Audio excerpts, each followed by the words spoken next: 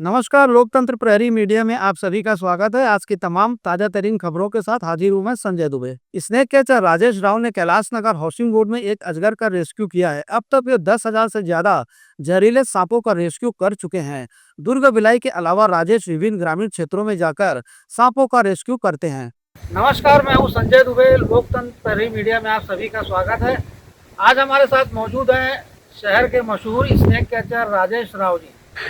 राजेश राव जी के बारे में हम बताना चाहते हैं कि शहर के दुर्ग भिलाई के अलावा ग्रामीण क्षेत्रों में यदि कोई सांप हो, किसी भी प्रजाति का जहरीला सांप हो, इसकी सांप देखते ही राजेश राव को मौके पर बुलाया जाता है लोगों द्वारा। क्योंकि राजेश राव का नंबर जो है काफ़ी लोगों में बांटा जा चुका है, तो पहुँचते हैं अपनी टीम के साथ या चाहे अकेले भी पहुँच करके उस सांप को पकड़ते हैं और उसे सुरक्षित स्थान पर फेंकते हैं। आज ही राजेश जी ने कैलाश नगर हाउसिंग बोर्ड में एक अजगर का रेस्क्यू किया, तो इनके द्वारा सांप पकड़ने की प्रक्रिया को कब से शुरू किया गया और इनके साथ कौन कौन लोग जुड़े, आइए हम इनसे जानने की कोशिश करते हैं। जी राजेश राव जी, क्योंकि आप लगातार स्नेक रेस्क्यू करते आए हैं, तो कब से इस काम को करते आ रहे हैं, जो इसमें किसी तरह का खतरा नहीं महसूस होता था? नहीं, खतरा तो एक दो बार पहले लगा जब मैं सीखा नहीं था।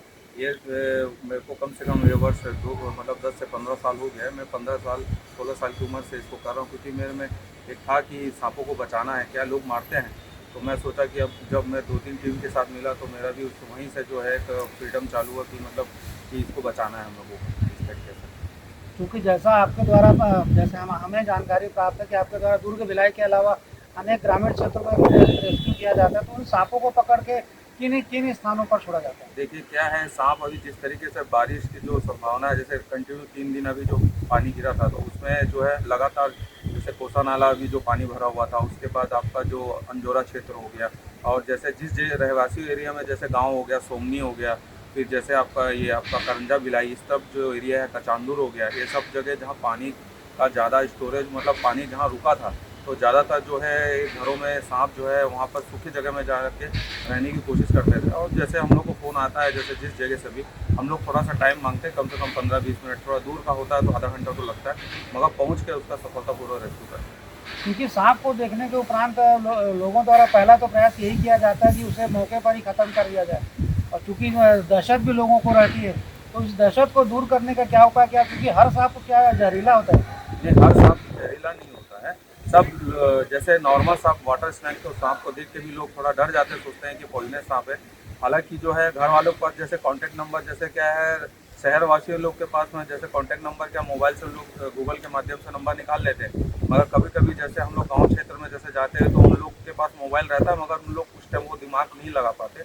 मगर तो भी हम लोग उस जगह जाके अवेयरनेस करके ये चीज़ बताते हैं कि आप गूगल में भी सर्च कर लीजिए और नंबर हमारा मिलता है, वहाँ से आप फ़ोन करिए और हमको सूचित करिए। मगर सांप मारने से प्रॉब्लम सॉल्व नहीं होगा। आप ये सोचेंगे कि हमने एक सांप को मार दिया तो हम लोग सेफ हो गए, ये गलत है। सांप को आप मारिए मत। अगर हो सके कोशिश ये करिए कि अगर उसको अच्छे से, अगर आप किसी लकड़ी या किसी चीज़ से उसको बाहर निकाल दें तो अच्छा रहता है। अब तक आपके द्वारा कितने सांपों को रेस्क्यू किया जा चुका है? लगभग मैं तो 10,000 के लगभग मेरे ख्याल से अंदाजा है, मेरे लगभग 10,000 सांप मैंने रेस्क्यू कर चुका है, क्योंकि मैं बहुत पहले से कर रहा हूँ। और ये फ़िलहाल कल एक तो रेस्क्यू हुआ है मेरा, जो रैंडम केस था, मतलब बहुत अचानक में, मतलब वो 8:30-9 बजे की घटना है।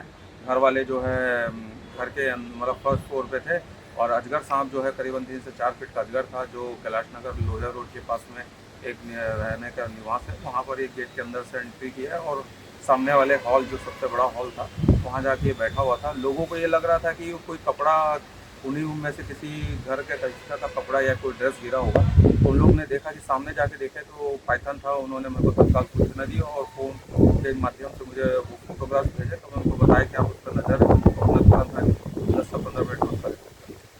क्योंकि जो और भी जो युवा हैं जो सांप पकड़ने के इच्छुक हैं, क्योंकि आपका जो जो एक साहसिक कार्य इसे कहा जा सकता है, जो अन्य जो सांप पकड़ने के इच्छुक हैं उन्हें किस तरह का प्रशिक्षण देना चाहेंगे या क्या कहना चाहेंगे उसके लिए? देखिए, क्या परीक्षण देना सही है, ऐसे थोड़ा सा एक आध जगह में ऐसा अवेयरनेस होने से क्या है, लोगों को जागरूकता भी हो जाएगी। मगर दिक्कत ये चीज़ है कि लोग जो है जब सांप रेस्क्यू करते हैं, जैसे नए आज के जो वर्ग के लड़के लोग हैं, जैसे वो देखा देखी बहुत ज़्यादा करते हैं। जैसे हम लोग जिस तरीके से रेस्क्यू कर रहे हैं, जैसे बॉक्स में डालते हैं, रेस्क्यू करते टाइम हम लोग जैसे चप्पल वप्पल ऐसे जूते पहन के, शूज पहन के, स्टिक लेके, ये एक प्रोफेशनल टाइप का काम होता है। अभी के जो जनरेशन के लड़के जो काम कर रहे हैं वो सही तरीके से काम कर नहीं रहे हैं, और ऊपर से अपना जान जोखिम में डाल के जैसे कोई भी पॉइजनस सांप है उसको रेस्क्यू करने की कोशिश करते हैं, और उसमें प्राण जाने की उसमें घटना हो सकती है उसमें। सांप ये जहरीला है अथवा नहीं है, उसमें जहर है अथवा नहीं, इसका अंदाजा कैसे लगता है?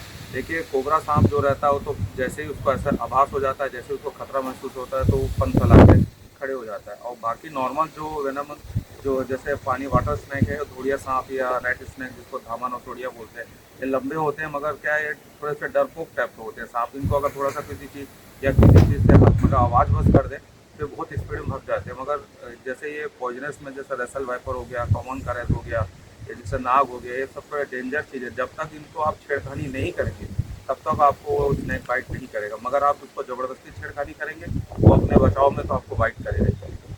जैसे आपने कहा कि स्नेक बाइट होगी तो उसमें जो जो पीड़ित रहता है उसकी मौत कब तक हो सकती है, या यदि तत्काल उसे उपचार मिल जाता है तो कहाँ तक बचाव की उसकी संभावना है? संभावना ये रहती है 3 घंटा, जैसे आपका नाक जैसे कोबरा जिसको बोलते हैं बाइट होता है, अगर आप 3 घंटे के अंदर भीतर उसको अगर पहुंचा देंगे हॉस्पिटल तो बच सकता है। मगर कुछ लोग जो है झाड़ फूक और आपके आयुर्वेदिक और ये सब के चक्करों में, झाड़ फूक के चक्कर में रहने से उनकी जान जा सकती है।